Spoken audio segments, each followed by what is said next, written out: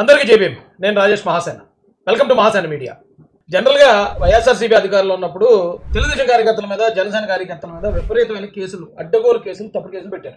న్యాయంగా అయితే ఇప్పుడు మేము అధికారంలోకి వచ్చిన తర్వాత అప్పుడు మా మీద తప్పుడు కేసులు పెట్టిన ప్రతి తప్పుడు నా కొడుకు మీద తిరిగి కేసులు పెట్టాలి. వాళ్ళ మీద మేము కక్ష తీర్చుకోవాలి.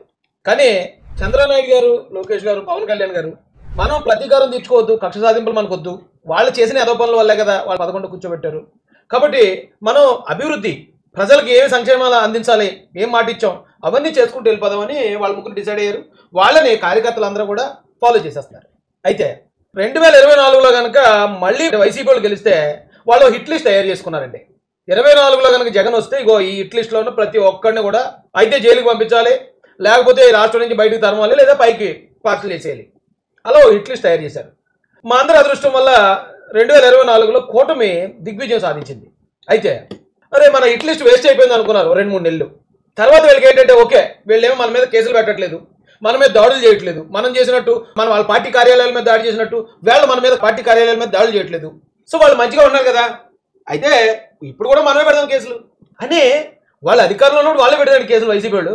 ఇప్పుడు వాళ్ళు ప్రతిపక్షంలో ఉన్నప్పుడు కూడా వాళ్ళే పెడతారు మళ్ళీ కేసులు మా మీద. ఎంత గౌరవం అంటే నా మీద జగన్ గారి హయాంలో 30 కేసులు పెట్టారు, కూటమి గెలిచిన తర్వాత ఒక ఎఫ్ఐఆర్ ఇచ్చారు నా మీద.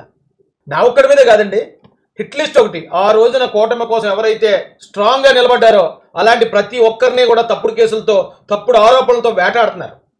దానికి ఉదాహరణ మీకు ఇప్పుడు ఆల్రెడీ ఒకటి జరుగుతుంది. ఒక దళిత మహిళ వచ్చింది, నేను 7 కోట్లు ఇచ్చాను పలానా ఆయనకి అంది.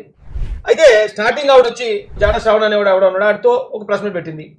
ప్రెస్ మీట్ పెట్టి నేను 7 కోట్ల రూపాయలు వేమన సతీష్ గారికి ఇచ్చానని చెప్పింది ఫస్ట్ రోజు. ఆ వెంటనే సాయంత్రానికి ఆవిడకి ఇంకొక వీడియో రిలీజ్ అయింది. మేము ఇచ్చింది 7 కోట్లు కాదు 2 కోట్లే అన్నారు. ఆ 2 కోట్లు కూడా వేమన సతీష్ గారికి ఇవ్వలేదు, దుగ్గిన చంద్రబాబు నాయుడు గారికి ఇచ్చాము అన్నారు. తర్వాత ఎప్పుడైతే ఈ రెండో వీడియో చూసారో మరుసటి రోజు మళ్ళీ ఇంకొక ప్రెస్ మీట్ పెట్టి లేదు లేదు మేము 7 కోట్లు ఇచ్చాం, మేము పలానా ఆస్తులు అమ్మి ఇచ్చామని మరొక మాట మాట్లాడారు. ఆ తర్వాత ఇప్పుడు ఎక్కడికి వచ్చారంటే అక్కడి నుంచి ఇక్కడికి, ఇది వేమన సతీష్ గారి నుంచి దుగ్గిన చంద్రబాబు నాయుడు గారు, దుగ్గిన చంద్రబాబు నాయుడు గారి దగ్గర నుంచి మరొకరు అలా తిప్పి ఇప్పుడు కోయా ప్రవీణ్ గారు, డిఐజీ కోయా ప్రవీణ్ గారి దగ్గరికి వచ్చారండి. ఇప్పుడు మొత్తం అంతా ఆయన చేసేది అంటున్నారు. అంటే ఇక కోయా ప్రవీణ్ గారు అయిపోయిన తర్వాత డీజీపీ గారు అయిపోయిన తర్వాత హైకోర్టు జడ్జి గారు అయిపోయాక ఈ సుప్రీంకోర్టు ఇంకెలా వెళ్ళిపోతారు ఇక్కడ బాబు. ఏదైనా ఒక అన్యాయం మనకు జరిగింది, ఫస్ట్ రోజు ఏ మాట చెప్పాం చివరిదాకా అదే మాట మీద ఉండాలి. ఇప్పుడు నేను ఇది ఎందుకు చెప్తున్నానంటే డిఐజీ కోయా ప్రవీణ్ చాలామంది సాధారణ ప్రజలకు ఆయన తెలియకపోవచ్చు, కనీస రాజకీయ పరిజ్ఞానం ఉన్న ప్రతి ఒక్కడు కూడా ఆయన హీరో. ఎలా హీరో కోయా ప్రవీణ్ గారు అంటే రక్తం రుచి మరిగిన పులిల్ని వేటగాడు కోయా ప్రవీణ్. ఎలివేషన్ లాగే ఉంటుంది కానీ ఆయన చేసిన పనులు అలాగే ఉంటాయి. అయితే ఇప్పుడు ఈ 7 కోట్లు నేను పలానా వాళ్ళకి ఇచ్చాను, చంద్రబాబు గారికి, లోకేష్ గారికి సంబంధం ఏమీ లేదన్న వాళ్ళు ఇప్పుడు సడన్ గా డిఐజీ కోయా ప్రవీణ్ గారిని ఒక దళిత మహిళతో ఎందుకు టార్గెట్ చేస్తున్నారు? ఎవరు ఈ కోయా ప్రవీణ్ గారు? ఒకసారి మీకు చూడండి, ఈ తమ్నేల్ చూడండి. ఇది ఏహా టీవీ అని చెప్పి వైసీపీ వాళ్ళ టీవీ. కాల్చి పడేస్తా నా కొడక కొంచెం ఆగు, జగన్ సినిమా చూపిస్తాడు, పేర్ని నాని స్ట్రాంగ్ వార్నింగ్. ఎవరికటండి? కింద ఉంది చూడండి, Perni Nani strong warning to DIG Koya Praveen Kumar. DIG Koya Praveen గారికి ఒక మాజీ మంత్రి కాల్చి పడేస్తా అనే స్థాయిలో మరి అక్కడ తమ్నేల్ పెట్టారంటే ఆ డిఐజీ కోయా ప్రవీణ్ అంటే ఏదో గట్టిగా దించే ఉంటాడు కదా వీళ్ళకి, ఊరికే అయితే అంటారు కదా ఆయన్ని. ఇంకోటి చూస్తాను రండి, మేము లేకపోతే తలలు ఎగిరిపోయి కర్నూలు డిఐజీ వివాదాస్పద వ్యాఖ్యలు చేశారని ఇగో సాక్షి టీవీలు వేశారు. అంటే సాక్షి టీవీ ఒక డిఐజీ గారిని టార్గెట్ చేసిందని దాని అర్థం ఏంటి? ఆ డిఐజీ గారు ఏదో గట్టి గుణపాలు వైసీపీకి దింపాడని అర్థం, అంతే కదా. తర్వాత టీడీపీ ఎంపీ అల్లుడే డిఐజీ కోయా ప్రవీణ్ బండారం బయటపెట్టిన జగన్ డైరెక్ట్ మాజీ సీఎంఏ సీన్లోకి వచ్చాడు. మాజీ సీఎంఏ ఒక ప్రభుత్వ అధికారిని, పోలీస్ అధికారిని టార్గెట్ చేశాడంటే అతను ఎంత తోపై ఉండాలి, ఎంత గట్టోడై ఉంటే, ఈ వైసీపీకి ఎంత గట్టిగా ఎటకిచ్చుంటే సాక్షాత్తు ఒక మాజీ సీఎం ఎటకెత్తడానికి. అంటే దీన్ని బట్టి మనం అర్థం చేసుకోవాల్సింది ఏంటంటే ఇగో సిగ్గుండాల పోస్టులు చూస్తేనే చిన్నసజ్జల, హరికృష్ణ, వర్ర రవీందర్ రెడ్డి సైకోలు, ఆల్మోస్ట్ సైకోలు, మహిళల్ని దారుణంగా కించపరిచిన సైకోలు అండి. ఆ వర్ర రవీందర్ రెడ్డి అన్నవాడిని బొక్కలేసింది కోయా ప్రవీణ్ గారే. ఎందుకంటే ఆడు డైరెక్ట్ అవినాష్ రెడ్డి సొంత తమ్ముళ్ళ వెలుగుతాడు, భారతీ రెడ్డి గారికి పిఏలు అంటాడట. అలాంటి వాడిని అరెస్ట్ చేసే ధైర్యం, సాహసం ఏ ప్రభుత్వ అధికారి చేస్తాడు? ఏమో ఎందుకు ఇప్పుడు మనం చేసామంటే మళ్ళీ వాళ్ళ గవర్నమెంట్ ఎప్పుడో 2050లో వచ్చినా మనకి ఏదైనా ఇబ్బంది ఎదురవుతుందేమో అనుకుంటారు కదా. కానీ ఈయన అలా ఆలోచించకుండా వాళ్ళందరినీ బొక్కలేసి భోగపండి చేశాడంటే ఏంటి అర్థం? పులివెందుల పులుల్ని వేటాడిని వేటగాడు కోయ ప్రవీణ్. ఆయన మామూలుడు కాదు. వైసీపీ నేపథ్యం ప్రత్యాపారం చేసినట్లుగా అని మాట్లాడాడు ఆయన. గట్టిగా ఇచ్చాడు. ఇప్పుడు ఈయన ఉండటం వల్ల, ఈ డిఐజీ కోయ ప్రవీణ్ గారు ఉండటం వల్లే మొన్న పులివెందుల్లో జరిగిన ఎలక్షన్ ప్రశాంతంగా జరిగింది. మేము ఎప్పటి నుంచో మా ఓట్లు మేము వేసుకోవట్లేదండి, ఇప్పుడు డిఐజీ గారి వల్ల మా ఓట్లు మేము వేసుకున్నాం అని చెప్పి వైసీపీ ఓటమి. అలాంటి ఒక ప్రత్యర్థిని టార్గెట్ చేయడానికి వేళ వైసీపీ ఏం చేస్తుందండి? ఒక దళిత మహిళ, ఆవిడకి చిన్నతో పెద్ద నష్టం జరిగి ఉండొచ్చు, ఆవిడని అడ్డం పెట్టుకుని, అంటే ఇది వైసీపీకి సంబంధం లేదు అన్నట్టు. ఇప్పుడు జగన్ గారికి సంబంధం లేదు, వైసీపీకి సంబంధం లేదండి, ఎవరో దళిత మహిళ అండి, ఆ మహిళ కోయ ప్రవీణ్ గారు అండి. బాబా ఇదేమన్నా పెర్ఫార్మెన్సారా? ఎప్పుడో పాత సినిమాల్లో ఉండేవండి. ఇప్పుడు మీకు నాకు శత్రుత్వం ఉంది, మీకు ఏదైనా జరిగితే అది నా మీదకి వస్తుంది కాబట్టి మీరు ఎక్కడికో ఒక టీ స్టాల్ దగ్గరికి వెళ్ళారు, లేదా ఒక బజార్కి వెళ్ళారు, సంతకి వెళ్ళారు, అక్కడ ఎవడో అప్పటికప్పుడు గొడవ క్రియేట్ అయినట్టు, నా కాలు దొక్కేవే, నా సైకిల్ పడగొట్టేవే, లేకపోతే నా బండిని గుద్దేసావు నువ్వు అని చెప్పి అప్పటికప్పుడు గొడవ అయినట్టు క్రియేట్ చేసి అతను చంపించేవారు. పాత సినిమా స్ట్రాటజీ ఇది. చంపిస్తే అప్పుడు ఏమవుతుంది? అప్పటికప్పుడు ఏదో గొడవ అయిందండి, వాళ్ళిద్దరు ఏదో గొడవ కూడా చంపించాడండి అంటే వాడు వెళ్ళి అరెస్ట్ అయిపోతాడు. ఎలాగే చెప్పమంటారా? జైల్లో ముద్దుసీన్ని చంపాడు ఎవరో ఓం ప్రకాష్. ఎందుకు చంపాడు బాబు అంటే నాకు నిద్ర పట్టుకుంటే నన్ను డిస్టర్బ్ చేస్తాడు అన్నాడు. అక్కడికక్కడ గొడవలో క్రియేట్ చేస్తాడు. సేమ్ స్ట్రాటజీ ఇది. ఈ వైసీపీ వాళ్ళు అటాక్ ఇస్తున్నది ఎవరికి? మూర్తి గారిని మొన్న 10 కోట్లు తీసుకున్నాడు అన్నారు, అక్రమ సంబంధాలు అటగట్టారు. అవునా? ఎవరు మూర్తి గారు? మరి మూర్తి గారి బ్యాక్గ్రౌండ్ ఏంటి? ఒకసారి మనం కూడా అప్పుడప్పుడు సిబిఐ ఆఫీసర్ లాగా, సిఐడి ఆఫీసర్ లాగా ఇన్వెస్టిగేషన్ చేయాలండి. ఒకే టైపు దాడి 10 మంది మీద జరుగుతుంది. ఆ 10 మందిలో ఉన్న కామన్ పాయింట్ ఏంటంటే ఈ 10 మంది కూడా తెలుగుదేశం పార్టీకి అనుకూలంగా జగన్ మీద పోరాడినోళ్ళు. అంటే ఇది ఒక పెద్ద మాస్టర్ ప్లాన్ కదా ఇది. ఆ డిటెక్టివ్ సినిమాలో ఆ క్రిమినల్స్ కన్నా దారుణం కదా డిటెక్టివ్ సినిమా చూడండి ఉంటుంది. ఎవరో మన విశాల్ది. ఎందుకు చచ్చిపోతున్నారో తెలియదు, ఎందుకు ఎవడ అటాక్ ఎత్తున్నాడో తెలియదు. మూర్తి గారు కన్నా ముందు వెంకటకృష్ణ గారు కన్నా ముందు సాంబశివరావు గారు, అంతకన్నా ముందు బిఆర్ నాయుడు గారు, అంతకన్నా ముందు ఆయన ఆర్కే గారు, ఏబిఎన్ ఆర్కే గారు, ఇప్పుడు సతీష్ వేమన గారి నుంచి డైరెక్ట్ డిఐజీ కోయ ప్రవీణ్ గారు, మొత్తం అందరి మీద ఆ హిట్ లిస్ట్ లో ఉన్న వాళ్ళందరి మీద అటాక్ చేస్తున్నారు. మరి దీన్ని మనం కొంచెం లోతుగా ఆలోచించాలి. ఇది ఎవరో ఒక మహిళ వచ్చింది, నేను 7 కోట్లు ఇచ్చాను, 5 కోట్లు ఇచ్చాను, ఇది ఆ సమస్య కాదండి. ఇప్పుడు ఏమంటారు? డిఐజీ కోయ ప్రవీణ్ గారి మీద ఎస్ఎస్టీ చేశారు. ఓడి అమ్మ తెగింపు, ఎక్కడ దాకా వచ్చేసారా మీరు? అవతల మంచితనాన్ని చూసి మా రెండు మాకు ఇచ్చేయండి అని ఎడతారు. వద్దురా మిమ్మల్ని మేము పట్టించుకోవట్లేదు, మీరు పక్కన ఉన్నారా బాబు, ఆ రాష్ట్ర అభివృద్ధి చూద్దామని వాళ్ళు అంటుంటే అబ్బాయి మమ్మల్ని పట్టించుకోపోతే ఎలాగా, మాకు వెనకాతలు వీపంతా దురదొచ్చేస్తుంది, మా వీపు మీద మాకు పడేయాల్సిందే అంటే మీ ముచ్చట ఎందుకు కాదంటారు లోకేష్ గారు? ఆ ముచ్చట కూడా తీరిపోతుంది. ఏమంటే మీకు ఇంకో చూడండి, డిఐజీపై ఫిర్యాదు జర్నలిస్ట్ వైఎస్ఆర్ అని నేను తెలియక అంటలేదండి, అతను వైఎస్ఆర్సీపీ పార్టీ కోసం పనిచేస్తాడు కదా, న్యూట్రల్ జర్నలిస్ట్ అని పేరు పెట్టుకున్నాడు. ఓకే, డిఐజీపై ఫిర్యాదు, ఇది ఒక స్ట్రాటజీ. అంటే చూసిన ప్రతి ఒక్కరు అమ్మ డిఐజీ గారి మీద కంప్లైంటా, ఎందుకంటే కంప్లైంట్ చదివాడు అతను. ఏమని? ఎస్సీ ఎస్టీ అట్రాసిటీ కేసు ఉంది అందులో, నువ్వు మాలా అని లకారాలతో తిట్టాడు అని చెప్పి ఆ మహిళ ఫిర్యాదు ఇచ్చిందని ఇతను చెప్తున్నాడు. కిడ్నాప్ చేశారని చెప్పి ఒక కిడ్నాప్ కేసు అంటున్నాడు. ఎందుకంటే జస్ట్ కంప్లైంట్ రాశారు అంతే. వాళ్ళు పట్టుకెళ్ళి పోలీస్ స్టేషన్లో ఇస్తే ఎంక్వైరీ లేకుండా డిఐజీ గారి మీద ఎవరు పడితే వాళ్ళు వచ్చి కంప్లైంట్ ఇస్తే వేసారు కదా, దానికి సాక్ష్యాలు ఉండాలి, ఆధారాలు ఉండాలి. కానీ ఇది చూసిన ప్రతి ఒక్కరు ఏమనుకుంటారండి? డిఐజీ గారి మీద ఫిర్యాదు అని ఆ కేసు అయిపోయినట్టు, అదే తప్పు చేసినట్టున్నాడు. అంటే అతని మీద ఒక డిఐజీ స్థాయి అధికారి మీద కూడా ఎలా పడితే అలా రాసేయచ్చా? ఏంటండి ఈ పద్ధతి ఏంటి? ఇవాళ డిఐజీ గారి మీద రాశాడు, రేపు రేప్ కేసులో డీజీపీ గారు అని పెడతాడు ఇతనే. ఆ మరుసటి రోజు ఎల్లుండు హైకోర్టు చీఫ్ జస్టిస్ గారు దొంగతనంలో పట్టుబడ్డారని పెడతాడు. తీరా చూస్తే లోపల చూస్తే అది ఉండదు. కానీ పెట్టేయచ్చు అలాగా? ఏ సాక్ష్యం ఆధారం లేకుండా ఎవరో ఏదో నేను వచ్చి జగన్మోహన్ రెడ్డి గారి మీద ఏదో ఒక ఆరోపణ చేస్తాను, ఆరోపణ నిజమైపోద్దా? డిఐజీ గారి మీద ఎక్కడి నుంచి ఎక్కడి దాకా తెచ్చారు? అది నేను అడిగేది. ఇప్పుడు ఆ మహిళకి అన్యాయం జరగలేదా, జరిగిందన్నా తెలియదు. కానీ వీళ్ళు డీల్ చేసే విధానాన్ని చూసే మాట్లాడతాను. నేను లోతుగా నేనేమి ఎంక్వైరీ చేయలేదు, వేమన సతీష్ గారితో మాట్లాడలేదు, దుగ్గిన చంద్రబాబు నాయుడు గారితోటో లేదా మరో కోయ ప్రవీణ్ గారితోటో అసలు ఏం జరిగింది ఏంటంటే నేను ఇంకా ఏమీ తెలుసుకోకుండా జస్ట్ వీళ్ళ చేసే స్ట్రాటజీస్ మీద మాట్లాడుతున్నాను అంతే. నిజంగా ఆవిడ మీద ఇప్పుడు ఏమన్నారు? వేళ కిడ్నాప్ జరిగింది అన్నాడు, ఆ షూట్ క్యాండిడేట్ వచ్చి కిడ్నాప్ అన్నాడు. ఈయన వచ్చి ఆ కిడ్నాప్ కేసులో డిఐజీ మీద ఎస్ఐటీ కేసు కూడా కట్టాలి, అదే ఫిర్యాదు ఇచ్చేశారని ఇతను చెప్తున్నాడు. నిజంగా నేను మాట్లాడుతున్నానండి, ఆవిడ్ని నిజంగా కనుక కిడ్నాప్ చేసి ఉంటే ఎప్పుడట? 29నట, పోయిన నెల 29ని.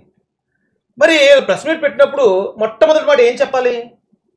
కిడ్నాప్ చేశారండి మమ్మల్ని ఇలా పలానా చోట తీసుకెళ్లిపోయారు, పోలీసులు మమ్మల్ని బెదిరించి గన్ పెట్టి వీడియో రికార్డ్ చేయించారు, అలాగే కోయ ప్రవీణ్ గారు నన్ను కులం పేరుతో దూషించారు, అది కదా చెప్పాలి. అది కదా పెద్ద నేరం నిజంగా చెప్పాలంటే. నిజంగా జరుగుంటే, అది జరుగుంటే ఏ విషయం చెప్పాలండి? ఫస్ట్ వచ్చి నేను డబ్బులు ఇచ్చానని చెప్తారా?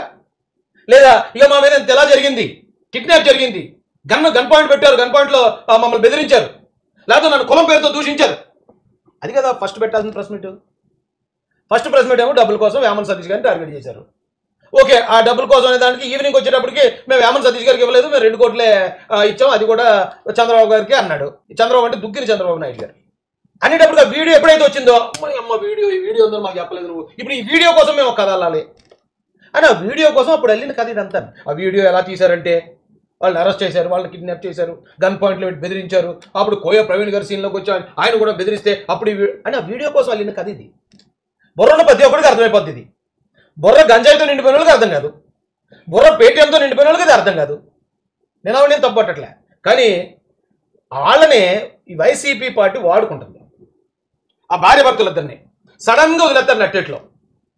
ఈవేళ ఒక డిఐజీ గారి మీదే ఆరోపణలు చేయించే స్థాయికి వాళ్ళని కేసు ఇరిగించేస్తున్నారు రిస్క్లోకి. రేపు పొద్దున ఈ పాన్స్పోర్ట్ గారు కనపడ్డు, లేదా ఈ వైఎస్ఆర్ కనపడ్డు, మరి వైసీపీ పార్టీ వాళ్ళు కనపడరు, వాళ్ళు బుక్ అయిపోతారు. ఇప్పుడు నేను ఒకటి అడుగుతానండి, డిఐజీ గారి మీద ఒక ఆరోపణ చేశారు, ఎందుకు దీన్ని సుమోటోగా ఎందుకు తీసుకోరు మీరు? నేను రిక్వెస్ట్ చేస్తున్నాను, హోంమంత్రి గారిని రిక్వెస్ట్ చేస్తున్నాను, సుమోటోగా తీసుకోండి. డిఐజీ గారి నుంచి వీళ్ళకో నోటీస్ పంపించండి, ఏదైతే ఈ తమ్నైల్ పెట్టాడో ఇతను నోటీస్ పంపించండి. ఇంతగా ఆరోపణ దీనికి సాక్ష్యం లేదు, ఆధారం లేదు, అప్పుడే డిఐజీ గారు నేరం చేసేసినట్టు డిఐజీ గారిని తీరేస్తున్నాడు అంతే. అంతా ఇప్పుడు జగన్ మీద పోరాడిన వ్యక్తుల మీద ఒక ప్లాన్డ్గా ఒక పకడ్బందీగా జరుగుతున్న వ్యూహం అండి ఇది. ఒక విషయం అయిపోతే ఇంకో ఇష్యూ, ఒక ఇష్యూ అయిపోతే ఇంకో ఇష్యూ, అలా ఏదో ఒక విషయాలు తీసుకొస్తా ఉన్నారు. ఏంటి, ఒక పక్కన చంద్రబాబు నాయుడు గారు, లోకేష్ గారు ఈ రాష్ట్రానికి తీసుకొస్తున్న పెట్టుబడుల గురించి జనాలకు తెలియకూడదు, వాళ్ళ పడుతున్న కష్టం గురించి ప్రజలు ఎవరు పట్టించుకోకూడదు, దాన్ని ఎలాగైనా టాపిక్ మళ్ళించాలంటే ఇలాంటి పనులు చేయాలి. ఏం పని అండి ఇది? అయితే నేనేమంటాను, ఇలాంటి వాళ్ళు మేము 29లోకి వెళ్తే అంటున్నారు. ఇప్పుడు మనం అధికారంలో ఉన్నాం, ఎంతసేపు వెళ్ళని కంట్రోల్ చేయటం. ముందు ఒకసారి డిఐజీ గారి గురించి పరిచయం చేస్తాను రండి. చేయటం 8వ తారీఖు ఆచూకీ హైదరాబాద్ పరిసర ప్రాంతంలో రావటం, మళ్ళీ వస్తున్న క్లూ కట్ అయిపోవటం, అప్పటి నుంచి ముమ్మరంగా వర రవీంద్ర రెడ్డి అని బొక్కలు వేసినప్పుడు వీడియో ఇది. రేంజ్ డీఐజీ కోయ ప్రవీణ్ వివాదాస్పద వ్యాఖ్యలు చేశారు. వైసీపీ నేతలు పత్యాపారం చేస్తున్నట్లుగా ఎన్నికల ప్రచారం చేస్తున్నారని అన్నారు. మరో ప్రాంతంలో ఎన్నికల ప్రచారం నిర్వహించడం వల్లే పులివెందుల్లో దాడులు జరిగాయన్నారు. చిన్న చిన్న గాయాలు తప్ప ఎటువంటి ప్రమాదం లేదని చెప్పుకొచ్చారు. వైసీపీ నుంచి టీడీపీలో చేరిన నేతల వల్లే ఈ దాడులు ఆయన ఆ స్థాయిలో కంట్రోల్ చేయబట్టి ఆ ఎలక్షన్ సవ్యంగా సాగింది. ఆ పగ పెట్టుకున్నారు. ఇప్పుడు ఆ పగ పెట్టుకుని ఆయన ఎక్కడన్నా ఇరికించారు. వాళ్ళ అధికారంలోకి వస్తే అలాగే ఇరికించేద్దరు. వాళ్ళ అధికారంలో ఉంటే ఇప్పుడు ఇట్ లిస్ట్లో ఉన్న వాళ్ళు అందరి పరిస్థితి ఏమో. నేను ఇప్పుడు ఈ రోజు మీతో ఇలా మాట్లాడుతూ ఉందనో లేదో తెలియదు. వాళ్ళ అధికారంలో లేకపోయినా కూడా ఆ స్థాయిలో మళ్ళీ ఇబ్బంది పెడుతున్నారు జనాల్ని. ఆ స్థాయిలో తప్పుడు కేసులు, తప్పుడు ఆరోపణలు, తప్పుడు ప్రచారాలతో మొత్తం క్యారెక్టర్ రెడీ. ఇప్పుడు పాలిటిక్స్లో ఉన్న వాళ్ళకి అనుకోండి, ఆవిడ విమర్శలు చేస్తారు, ఒక్కలే వదిలేస్తాం. ప్రభుత్వ అధికారులు, వేమన సతీష్ గారు అంటే ఆయన ఎన్ఆర్ఐ, వాళ్ళకు కొంచెం అది ఇబ్బందికరంగా ఉంటుంది కదా. అలాంటి వాళ్ళు కూడా బ్లాక్మెయిల్ చేస్తున్నారండి. కూటమి కోసం నిలబడితే ప్రతి ఒక్కరిని టార్గెట్ చేస్తున్నారు. జగన్ గారు ఏమన్నారు చూడండి. అసలు ఈ ఎన్నికల్లో జెడ్పీటీసీ ఎన్నికల్లో పోలీసులను నిజంగా ఏరుకోరి నియమించుకున్నారు. ఈ పోలీసులను కూడా కోరి ఎవరిని అక్కడ పెట్టాలి అని చెప్పి నియమించినారు. ప్రశాంతంగా పోలింగ్ జరిగేలా చూడాల్సింది పోయి ఏ రకంగా తెలుగుదేశం పార్టీకి వీళ్ళే పచ్చ చొక్కాలు వేసుకొని పనిచేశారు అని చెప్పడానికి సాక్షాత్తు ఇక్కడ డిఐజీ అదే పనిగా పులివెందులకు వచ్చి కూర్చున్నాడు. నేను రాత్రి నుంచే దౌర్జన్య కాండ స్టార్టు దగ్గరుండి ఆయన సమక్షంలోనే జరిగించినాడు. ఎవడి డిఐజీ అంటే కోయా ప్రవీణ్. ఎవడి కోయా ప్రవీణ్ అంటే టీడీపీ మాజీ ఎంపీ గరికపాటి రామ్మోహన్ రావు గారి సమీప బంధువు. డైరెక్ట్ గా జగన్మోహన్ రెడ్డి గారి చేత టార్గెట్ చేయబడిన ఒక అధికారి, ఒక సిన్సియర్ అధికారి ఆయన. ఈరోజు ఆయన మీద ఆరోపణలు వైసీపీ వాళ్ళు అందరూ కలిసి చేస్తున్నారు, సాక్షి మీడియా చేస్తుందంటే ఆయన గురించి లేదా ఈ కేసులో ఆయనకు సంబంధం లేదు, ఈ కేసులో ఆయనకి ఎందుకు, ఇవన్నీ మనం నచ్చ చెప్పుకోవాల్సిన అవసరం ఉందండి. అసలు అంత టార్గెట్ అధికారి వీళ్ళకి. అందుకని ఎక్కడెక్కడి నుంచి ఎలా తీసుకొచ్చారో చూడండి. వేమన సతీష్ గారు, వయా దుగ్గని చంద్రబాబు గారు, తర్వాత మళ్ళీ వేమన సతీష్ గారే. వేమన సతీష్ గారి తర్వాత ఇప్పుడు డైరెక్ట్ కిడ్నాప్ కేసు వచ్చింది, ఎస్ఎస్టీ కేసు వచ్చింది, కోయ ప్రవీణ్ గారిని సీన్లో తీసుకొచ్చారు. అంటే ఇంకేం ఇష్టం అండి? ఎవరి మీద పడితే ఖాళీగా ఉందని తాజ్మహల్ మీద తొమ్మాలు ఆరేస్తారండి. ఏంటండి దాడును? దీని మీద చర్యలు తీసుకోరండి. ఎవరు పడతాడు ఆ కోయ ప్రవీణ్ గారు పలానా ఎలా చేసాడు అవన్నీ వీడియో పెట్టాడు అనుకోండి, పిల్లలని అర్జెంట్గా కూర్చోబెట్టాలి. ఏ సాక్షి ఉందా అన్నారా అబ్బాయి, ఏ సాక్షి ఉంది నీ దగ్గర అంటే సాక్షి లేదని సరదాగా అన్నాడు అనుకో, సరదాగా 3 రోజులు కూర్చో లోపలని చెప్పి లోపల కూర్చోబెట్టాలి. సరదా తీరిపోద్ది. ఎవడ పడతాడు ఎలా మాట్లాడేస్తూ ఉంటే ఇక నిజాయితీ గల అధికారులకి ఏం విలువ ఉన్నట్టండి. పోలీసులు ఆలోచించాలండి దీని మీద. అయ్యా ఇక సాక్షి టీవీ వైఎస్ఆర్సీపీ నేతలపై టీడీపీ దాడి అంశంలో కర్నూలు రేంజ్ డీఐజీ కోయ ప్రవీణ్ కోయ ప్రవీణ్ ఎల్లిగా ఆయన పేరు ఆల్మోస్ట్ జపం చేశారు. అలాంటి ఆయన ఇరికించడానికి ఇప్పుడు ఈ విషయాన్ని వాడుకుంటున్నారు. వేమన సతీష్ గారు అంటే తెలుగుదేశం పార్టీకి ఎన్ఆర్ఐ వింగ్లో చాలా బలంగా నిలబడిన వ్యక్తి. ఆయన మీద దుష్ప్రచారం చేసేయాలి. ఈ జర్నలిస్టులు ఎవరైతే ఉన్నారో వీళ్ళ మీద దుష్ప్రచారం చేసేయాలి. కోన రవికుమార్ గారు ఆయన మీద ఇలాంటి అటాక్ కూడా చేశారు. బొజ్జల సుధీర్ రెడ్డి గారు ఆయన మీద ఇలాంటి ఒక లేనిపోయిన ఆరోపణలు చేస్తూ ఆయన మీద ఇలాంటి అటాక్. కేసినేని చిన్ని గారి మీద కూడా సేమ్ ఇది అటాక్. ఆయన కూడా డబ్బులు తీసుకున్నాడు. నా తెలియక అడుగుతానంటే ఇప్పుడు వేమన సతీష్ గారు అంటే ఆయన ఒక ఈవెంట్ చేస్తే ట్రంప్ వచ్చాడని విన్నాను. నేను ఎక్కడో ఫోటో కూడా చూశాను. నేను ట్రంప్ తోటి డీల్ చేయగలిగిన ఒక ఇండియన్, ఒక ఆంధ్రుడు, మన తెలుగుడు. ఆయన ఒక ఎస్సీ మహిళ దగ్గర డబ్బుల కోసం పనిచేసాడు అనేది ఏమన్నా నమ్మశక్యంగా ఉందా? డబ్బులు తీసుకోవడం కోసం, మోసం చేయడం కోసం పనిచేసాడంటే. ఇంకో పక్కన కేసినేని చిన్ని గారు ఆయన మొత్తం ఆయన 7 నియోజకవర్గాల్లో ఆయన డబ్బులు ఖర్చు పెట్టగలిగిన సామర్థ్యం ఉన్న వ్యక్తి అందరికీ తెలుసు. ఆయన ఒక వ్యక్తి దగ్గర, అది మళ్ళీ ఎస్సీ ఎమ్మెల్యే, ఆయన దగ్గర డబ్బులకు ఆశపడ్డాడు, ఆయన దగ్గర డబ్బులు తీసుకున్నాడు అనే ఆరోపణ నమ్మశక్యంగా ఉందండి? ఒకసారి అందరూ మనసు పెట్టి ఆలోచించండి. మనకే తెలిసిపోతుంది. వీళ్ళకి ఈ బ్రెయిన్లో ఉన్న గంజాయి వల్ల వీళ్ళకి వాస్తవాలు అర్థం కాదు వైసీపీ వాళ్ళకి. లేదా అప్పుడప్పుడు టింగ్ టింగ్ అనుకుంటూ ఈ పేటీఎంలో పడుతున్న 5 రూపాయలు చూస్తున్నప్పుడు వాళ్ళకి నిజాలు తెలియవు. కానీ మినిమం ఆలోచిస్తే అర్థమైపోతుంది కదండి.